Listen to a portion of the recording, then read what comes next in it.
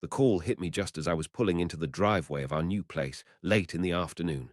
"Is this Daniel Brooks?" The voice was rough, weathered. "Yes. Who is this?" The guy who sold you the house. I'm sorry to reach out like this, but I left something behind, something I should have handled before the closing." I nearly ended the call right there. Then he said it. There was a hidden camera mounted inside the living room ceiling. Never disconnected it from his cloud account before the sale. It had been streaming the whole time. My body went completely rigid. He kept going. He'd only stumbled across the old feed by accident that morning. He hadn't meant to watch anything, but what he caught on that footage, he said I needed to see it for myself. My chest felt like it was being squeezed. "What exactly did you see?" Silence stretched between us. "Not over the phone," he said. "And don't bring your wife. Come by yourself. I'll walk you through everything." I sat behind the wheel for what felt like an eternity, just staring at the front of the house. Claire had already strung lights along the porch. From inside, I could hear her laughing with her mother and sister as they worked through more moving boxes. I walked in. Claire looked up from the kitchen and smiled. "Hey, you okay?" "Yeah," I said. "Just need to make a quick run to the store." I kissed her on the cheek, my heart hammering the whole time. As I backed out of the driveway, something in my gut had shifted. That phone call had peeled something back. Some thin layer I hadn't known was covering my life. And whatever that man had seen on that footage, I already knew it wasn't nothing. Lived about 20 minutes out, in a worn-down bungalow sitting behind a gas station. When he answered the door, his hands were shaking. "I didn't want any part of this," he said, waving me in. "But I spent 30 years in that house. It deserved more than what I saw happening inside it." He walked me to a desk buried under clutter and lifted the lid of a laptop. "I made a copy of the footage. I'm not keeping it. I just figured you had the right to see it before I wipe everything." He hit play, my living room, my couch, my walls, my home. The timestamp read Tuesday. I'd been at the office until 7 that evening. Claire came into frame, then her mother, then her sister Jenna. They cracked open a bottle of wine. The laughter started almost immediately. Claire dropped onto the couch and said, "I still can't get over how easily he bought into it. All that talk about a fresh start, like it's his house to begin with." Her mother leaned back. "You did the heavy lifting, sweetheart. Now we just keep him tied up at work while we finish the transfer." Transfer. I heard myself whisper, "The switch." The recording kept rolling. Claire slid a folder onto the coffee table. Power of attorney documents. She was grinning. "You said he'd never catch on." Her mother smiled back. "And you were right." I couldn't feel my legs. Power of attorney. They weren't just talking behind my back over petty things. They were dismantling me from the inside out while kissing me goodnight. I got to my feet slowly. "Send me the full file," I said. "Every minute of it." Because something had just ignited in me. I wasn't going to be the fool they'd counted on. Not anymore. By the time I drove back that night, everything at home looked exactly the same. Claire asked if I'd remembered the milk. Jenna was organizing shelves in the garage. Her mother was in the kitchen putting together something to bring over to the neighbors. All of it looked warm, domestic, real. It wasn't. I watched every one of them differently now. Each smile, each casual gesture, each tender word, all of it filtered through what I'd just witnessed. I kept my expression easy, played along. Because what they didn't know was that I had the footage. I had the evidence. And I wasn't about to tip my hand. Not yet. I needed more. So over the following days, I became exactly what they expected: distracted, overworked, oblivious. I tucked microphones into the kitchen and the hallway, wedged one beneath the dining table, rerouted a secondary feed through the router, quietly upgraded the original cloud storage account without mentioning it to anyone. They were far too comfortable to be suspicious, and that's when I started hearing the real conversations. "Jenna, you sure he won't push back on it?" "Claire, he's too passive. Give it 3 more weeks. Once the money moves, he's got nothing to offer." Her mother. "Then we step back. Tell him we need distance and put the house on the market." My house. That night I sat in the garage with the laptop glowing in front of me, my hands balled into fists. My throat was dry. Something cold had settled into my chest. This wasn't just betrayal, they had it timetabled, and every cent funding the scheme was mine. I opened a blank spreadsheet. Step 1, retain a private attorney. Step 2, quietal. Why move every asset back into my name alone? Step 3, give them the performance they were expecting. The lawyer I found operated out of a modest building near the edge of town. Harold Maddox, an experienced estate attorney, no flair, no wasted words, just focused eyes and meticulous paperwork. I kept things measured at first, just enough for him to start building the case. I need to quietly revoke a power of attorney I signed about 3 months ago, I told him. He raised an eyebrow. You understand that doing it without notice could invite suspicion? That's the idea, I said. We filed that same afternoon. He recommended copies stored with a financial backup and advised me to begin shifting personal assets into protected status, bank accounts, investment portfolios, and most critically, the property deed. They believed they were operating in clean air, that I was walking around completely blind. But before that Friday was over, every major asset had been redirected.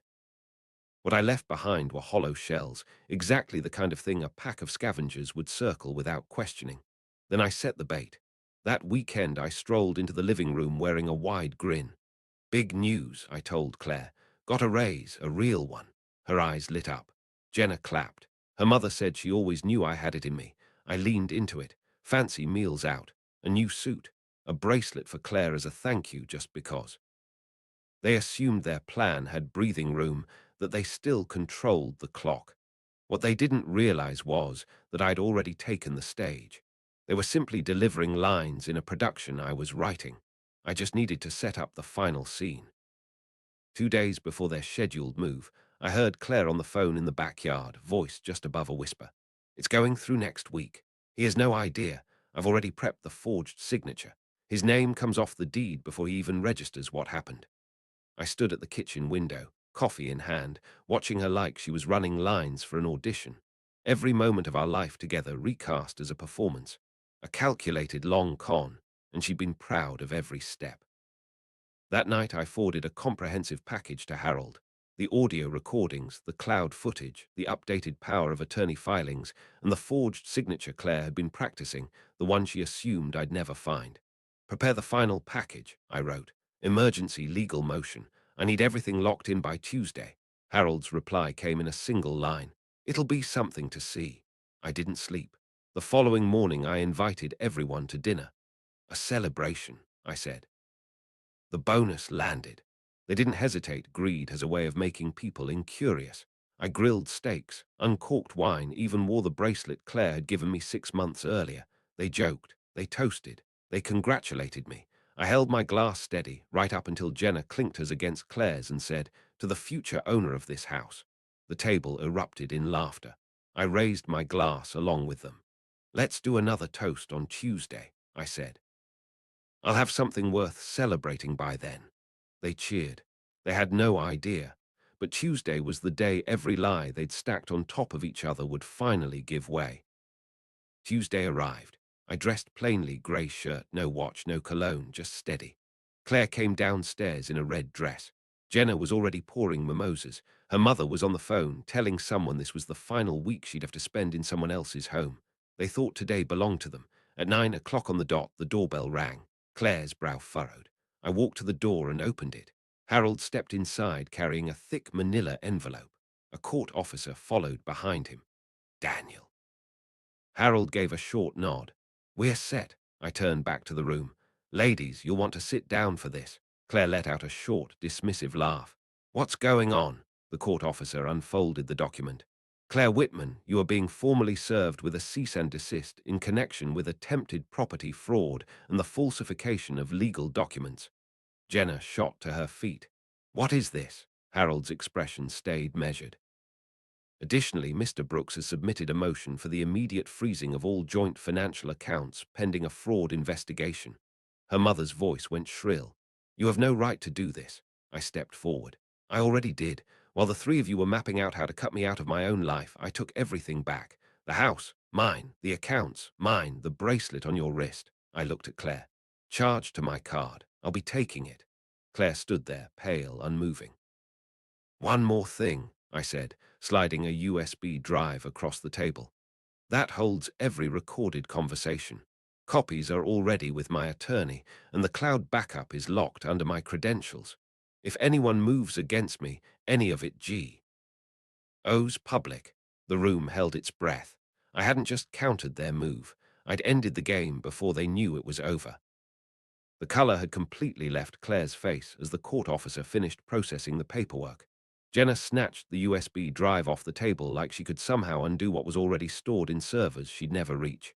"You've lost your mind," Claire said through clenched teeth. "No," I said. "I trusted too easily. That's different. But I'm done seeing things the way you needed me to." None of them moved. "Start packing," I said, my voice flat. "You have until sunset." "This is our home," her mother said, her voice breaking. "It's my home," I corrected her. "The mortgage, the title, the utility accounts, every financial record, all of it reverted to my name alone. Your signatures aren't on anything. You built your entire plan around a forged document, and you lost." Jenna's voice fractured. "We were doing this for Claire. She deserves better than what she had." "Better than what?" I asked. "A partner who respected her, someone who trusted her completely." She didn't want a partner. She wanted someone she could maneuver. I turned to Claire, who had shifted into quiet, wide-eyed pleading. "Daniel, please, not in front of them. Can we just talk?" "In front of them," I said. "You ran this whole operation with them in the room. They're not bystanders." I nodded toward the officer. 6 o'clock. If they haven't cleared out, assist them." I walked past all of them and climbed the stairs. For once, no one followed. From below came the sounds of drawers being pulled open, bags being dragged, and three women speaking in low, fractured tones, stripped of every bit of the confidence they'd carried into this house. I had taken it all back, but I wasn't finished. The last piece was the one that would stay with her long after everything else faded. By the time the sky turned deep amber at the edges, their bags were sitting in a pile on the curb. Claire was the last one out. Her mascara had tracked dark lines down her face. She still looked like she was trying to work out where the calculation had failed her. I wasn't watching from behind the glass. I was already across town, sitting in the conference room of a high-rise downtown, sliding the final document across the table to my contact at Wilkins and Rowe, the exact firm Claire had always held up as the pinnacle of where she wanted to be. "You certain you want to move forward with this?" the partner asked. "She falsified legal documents," I said.